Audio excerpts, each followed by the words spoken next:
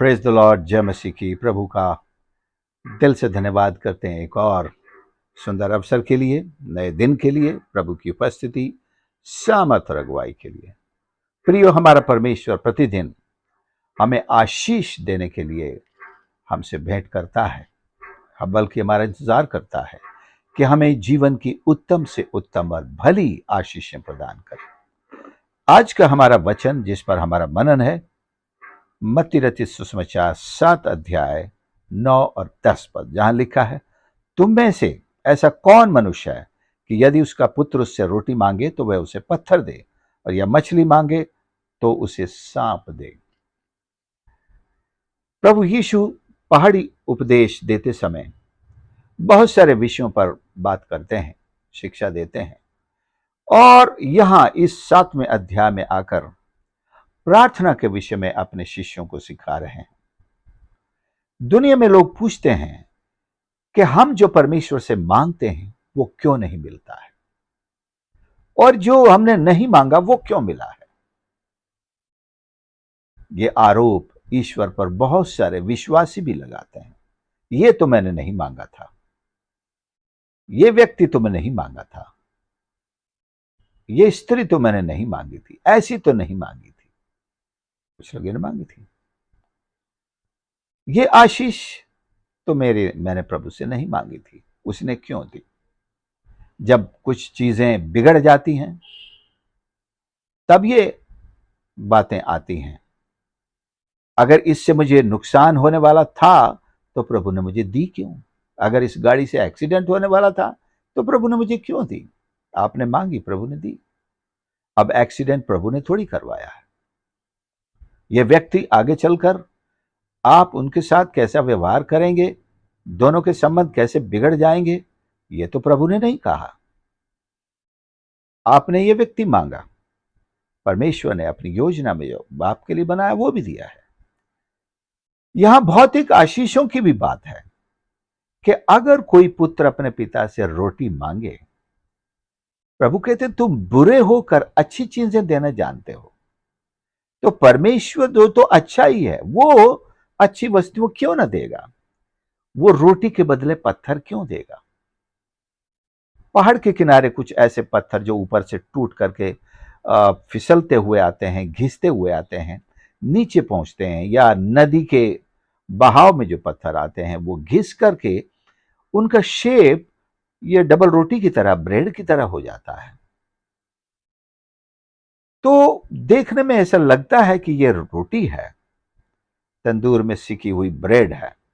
कोई बच्चा अगर मांग रहा है और घर में रोटी नहीं है तो उसको थोड़ा बहलाने के लिए वो पत्थर उठाकर दे दिया, लो भाई ये रोटी है, खा लो। क्या कोई पिता ऐसा अपने बच्चे के साथ करता है? शैतान ने तो प्रभु यीशु को भी इस प्रलोभन में डाला था। वहां पहाड़ के किनारे कुछ पत्थर ऐसे दिखाई दे रहे थे जो बिल्कुल ऐसे लग रहे थे कि रोटी है, लेकिन शैतान जानता था कि प्रभु जानते हैं ये रोटी नहीं है, पर उन्होंने प्रलोभन में डाला, इनसे कह दे कि ये रोटी बन जाए। वो वहां प्रभु यीशु को इस प्रलोभन में डालकर परीक्षा ले रहे थे कि वो अपने आप पर संदेह करे कि वो परमेश्वर का पुत्र है कि नहीं, और दूसरे अपनी सामर्थ को एक गलत काम में इस्तेमाल करें, एक लालच को अपनी शारीरिक भूख के लिए इस्तेमाल करें, जो कि बहुत सारे लोग करते हैं, शैतान करवाता है। ईश्वर की पवित्र सामर्थ का इस्तेमाल ऐसे करते हैं। तो तुम अगर अपने बच्चे को रोटी की जगह पत्थर नहीं देते हो, अगर वो मछली मांगे, मान ले मछली नहीं है, एक सांप होता है जो बिल्कुल मछली के जैसे दिखता है, वो पकड़ कर दे दोगे क्या अपने बच्चे को? खतरे में डालोगे। अगर बुरे होकर के तुम ऐसा नहीं करते तो परमेश्वर तो भला ही है, वो हमारे साथ बुरा नहीं करता, वो अच्छी ही आशीष है, अच्छी चीजें हमको देता है। लोगों का ये संदेह दूर होना चाहिए कि परमेश्वर हमें बुरी वस्तुएं देता है। No, God has only good things and he gives to those who ask him. इसलिए उन्होंने सिखाया, मांगो, खोजो और खटखटाओ। Ask, seek and knock. प्रभु यीशु प्रार्थना का एक गहरा नियम सिखा रहे थे। ये रोटी परमेश्वर के साथ हमारी संगति है। हम रोटी को मांगे अपने स्वर्गीय पिता से, give me A fellowship with you. ये रोटी परमेश्वर का समय जो हमें देना चाहता है, हमारा भी समय परमेश्वर को दें। ये रोटी हमारा हृदय है जो हम परमेश्वर को दे सकते हैं। परमेश्वर ने अपने आप को हमें दे दिया है। प्रभु यीशु ने कहा, जीवन की रोटी मैं हूं। और जिसने प्रभु यीशु को ग्रहण किया, उसने इस रोटी को खा लिया है, और इस रोटी को खाने से उसे अनंत जीवन मिला है। जैसे उस फल को खाने से, जिसको खाने से मना किया था, आदम ने अपने अनंत जीवन को बर्बाद कर दिया,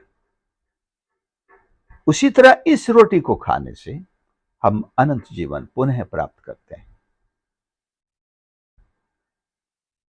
जीवन की ये रोटी परमेश्वर का प्रेम है। जीवन की ये रोटी परमेश्वर का पुत्र हमारा उद्धार करता है। जीवन की ये रोटी परमेश्वर की ओर से वो अनंत जीवन है जो प्रभु यीशु में हमें मिला है। पापों की क्षमा है, परमेश्वर के साथ हमारी संगति है, परमेश्वर का हमें समय देना है, और ये जीवन की रोटी हमारे लिए है। अब संसार के पिता भी अपने बच्चों के लिए बहुत कुछ करते हैं। एक अच्छा घर बनाएंगे, अच्छी महंगी चीजें खरीद कर देंगे, सोना और चांदी सब, डायमंड सब कुछ खरीद के देंगे। लेकिन ध्यान दें, अगर उन्होंने अपने बच्चों को जीवन की वो रोटी नहीं दी जो परमेश्वर की ओर से उतरती है, तो उन्होंने कितना भी कुछ किया हो, ये सब पत्थर है। हम अपने बच्चों के लिए संसार की भौतिक व सारी उत्तम से उत्तम, महंगी से महंगी चीजें लाकर जमा करके देंगे, दे दें, लेकिन उन्हें उद्धार का अनुभव नहीं देंगे, तो हमने पत्थर से के सिवा कुछ नहीं दिया। ये पत्थर उन्हें जीवन नहीं दे सकते, चाहे कितने भी कीमती पत्थर हों। ये they can never give them eternal life. ये पत्थर है। और मछली के लिए इब्रानी में इक्थुस शब्द है, जिसकी सारी स्पेलिंग को अगर पूरा उसमें जो एक एब्रिविएशन बनता है, यीशु परमेश्वर का पुत्र उद्धार करता, यीशु परमेश्वर का पुत्र उद्धार करता, ये उद्धार करता परमेश्वर है। ये मछली, अगर ये मछली नहीं है जो प्रभु यीशु है, हमारा उद्धार करता बनकर आता है, जब आप ईश्वर का वचन उन्हें देंगे, जब वो अपने पापों से तौबा करेंगे, यीशु को उद्धार करता ग्रहण करेंगे, तब समझे आपको वो मछली मिली है जिसमें आपको उद्धार, जीवन मिला है, परमेश्वर की संतान बन गए। अगर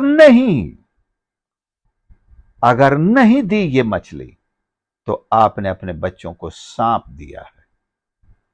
सांप माने शैतान।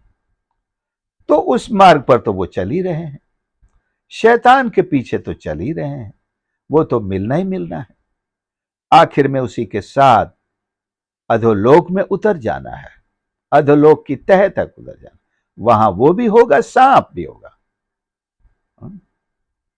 लेकिन अगर आप एक पिता हैं और अपने बच्चे को मछली का दान देंगे, आपने प्रभु यीशु जो परमेश्वर हमारा उद्धार करता है उसका दान दिया है। तो रोटी का दान दें, मछली का दान दें, पत्थर का और सांप का नहीं।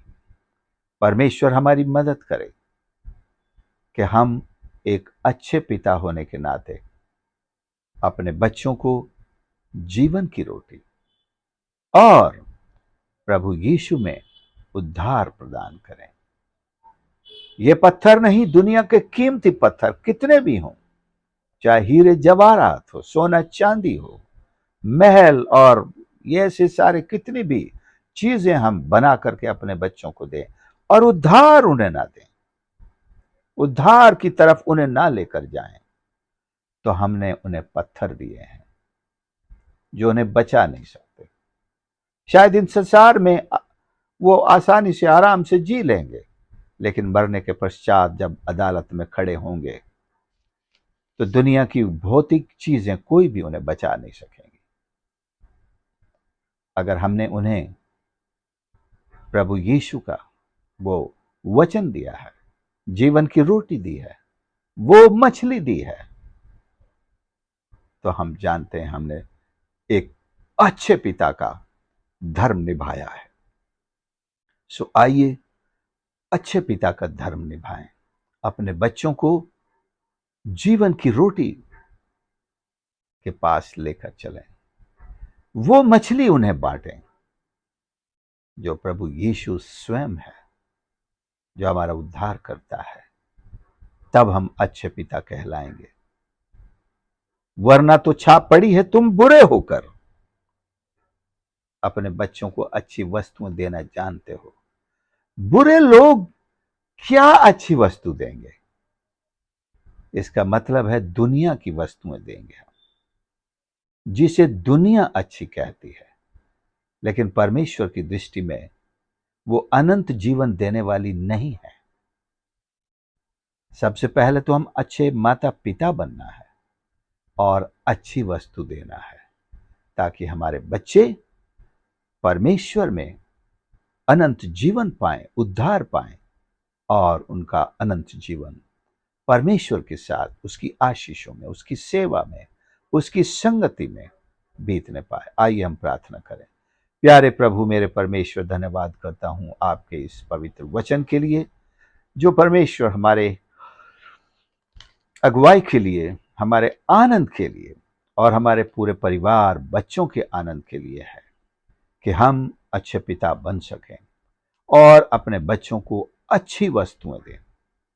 और अच्छी वस्तु में सबसे अच्छी वस्तु वो जीवन की रोटी है, जो प्रभु यीशु आप स्वयं है, जिससे वे पापों से छुटकारा पाएं, उद्धार पाएं और आपकी संतान बने, अनंत राज्य में, अनंत काल के लिए आपकी संगति में आगे बढ़ सकें। हम सबको आशीष करें परमेश्वर, हर एक सुनने वाले को आशीष कर, कि वे सब के सब उत्तम माता पिता बन सकें और अपने बच्चों को उत्तम आशीष देने वाले बनाएं। हम सबकी सहायता करें, प्रार्थना प्रभु यीशु के नाम से मांगते हैं, आमीन। प्रभु आप सबको आशीष करे। आपने इस संदेश को सुना, जरूर दूसरों के साथ भी शेयर करें, और यदि आपने इस चैनल को अभी तक सब्सक्राइब नहीं किया है तो प्लीज सब्सक्राइब कर लें। God bless you.